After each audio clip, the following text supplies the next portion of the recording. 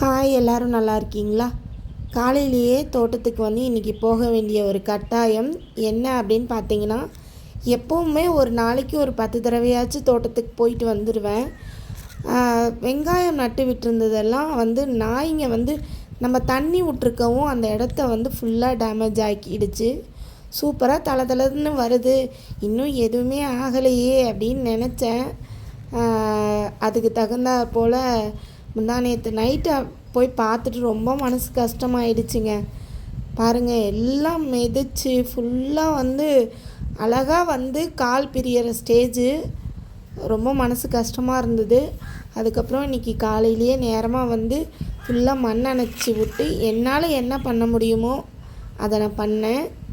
இப்போ தான் வந்து கொஞ்சம் நிம்மதியாக இருக்குது. வாடிய பயிரை கண்டபோதெல்லாம் வாடினேன் வள்ளலார் சொன்னார். அதே மாதிரி தாங்க இருக்குது. நம்ம வளர்த்துற செடி வந்து நம்ம புள்ள மாதிரி பார்க்குற ஒரு மனோபாவம் தான் நம்ம விவசாயிகள் எல்லார்ட்டையும் இருக்குன்னு நினைக்கிறேன். பாலாக்கீரை சூப்பராக தளதளன்னு வந்துருச்சுங்க. நம்ம ஒரு 10 ரூபாய்க்கு விதை வாங்கினா அது நமக்கு எத்தனையோ முறை வந்து இப்போ இதை நீங்கள் அப்படியே கட் பண்ணிவிட்டு அப்படியே விட்டுறலாம். சூப்பராக மறுபடியும் வந்து தழைஞ்சு வரும். ஆனால் இந்த நெட்டு கட்டலைன்னா இதெல்லாம் சாத்தியம் இல்லைங்க.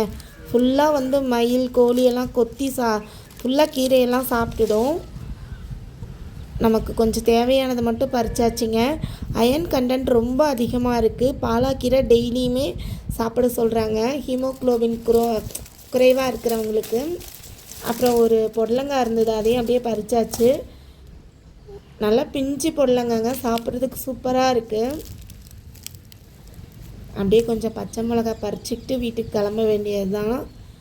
பச்சை மிளகாய் இப்போதைக்கு வந்து புதுசாக நாற்று நட்டு உருவாக்க முடியலைங்க.